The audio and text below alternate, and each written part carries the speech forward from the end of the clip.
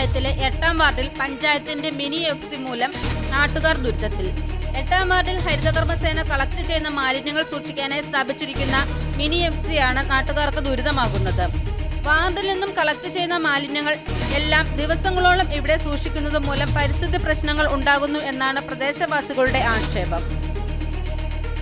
പല പ്രാവശ്യം ബന്ധപ്പെട്ട അധികൃതരോട് പരാതി പറഞ്ഞിട്ടും ഇത് അവിടുന്ന് മാറ്റി സ്ഥാപിക്കാൻ അധികൃതർ തയ്യാറായിട്ടില്ലെന്നാണ് പ്രദേശവാസികൾ പറയുന്നത്.